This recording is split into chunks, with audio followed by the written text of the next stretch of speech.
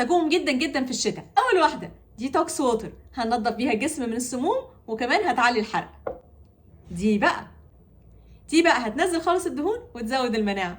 اما دي بقى تتشرب الصبح مره وبالليل مره، هتنضف تماما القولون وهتنزل دهون البطن. تعالوا يلا نعمل اول واحد. هنعمل ميه الديتوكس. ميه الديتوكس دي سهله جدا جدا. برطمان فيه ميه او شفشق فيه ميه، هنحط فيه عود كرفس، هحطه زي ما هو كده، مش هقطعه، زي ما هو، ولا افرمه ولا اي حاجه. وبعدين هاخد عليه حبه بقدونس صغيرين. البقدونس والكرفس معروفين هما الاثنين عندهم خصائص جامده جدا لتنظيف الجسم من السموم، تنظيف الكبد، تنظيف الكلى. هنحط كمان معاهم ليمونه، هناخد الليمونه ونقطعها ترانشات، مش لازم نعصرها، لو عايزين تعصروها براحتكم، بس انا هقطعها ترانشات. الميه دي كمان هايله جدا عشان تنظف القولون، وممتازه جدا علشان تخلص الجسم من السموم، وبتشتغل كمساعد علشان تبقى فيها مضادات اكسده. الميه دي لذيذه جدا لو انا ببتدي رجيم، فهحتاج ان انا اشرب ميه كتير، فممكن ادخل كوبايتين 3 منها في وسط اليوم، تنظف القولون وتنظف الكلى. هايله، ممتازه ممتازه. ممتاز. نيجي بقى للتانية، والتانية بقى دي مية لذيذة جدا. المية دي مية الخيار والجنزبيل والليمون والنعناع. المية بقى دي هنحط فيها الخيار ترانشات رفيعة قوي، وهنحط برضو الليمون ترانشات رفيعة. بس خلي بالكم لما تيجوا تقطعوا الليمون ترانشات لازم تخلوا بالكم ان انتوا تشيلوا البذر منه، عشان في الاخر الايه، انتوا لو حبيتوا تشربوا المية دي بالشاليمو في وسط اليوم ما تاخدوش معاها البذر.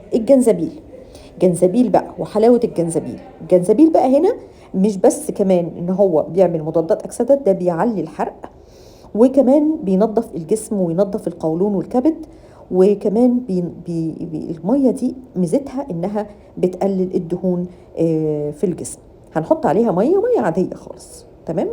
ننقع بقى المية دي اكتر وقت ممكن، ونشرب منها على مدار اليوم. طبعا لو عايزين تعملوا شفشق كبير هتكتروا الكمية على مدار اليوم تشربوا منها.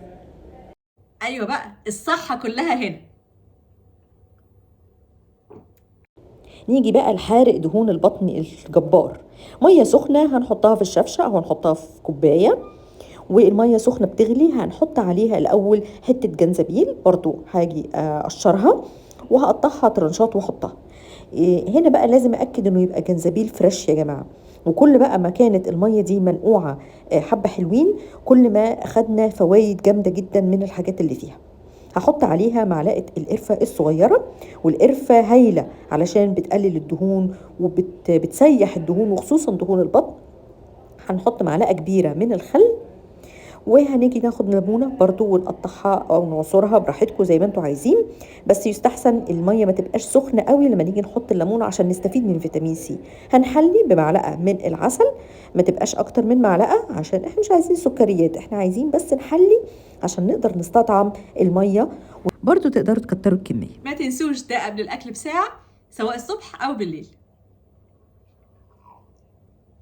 الله، طعمه حلو قوي كمان، هيزود المناعه في الشتاء جدا جدا.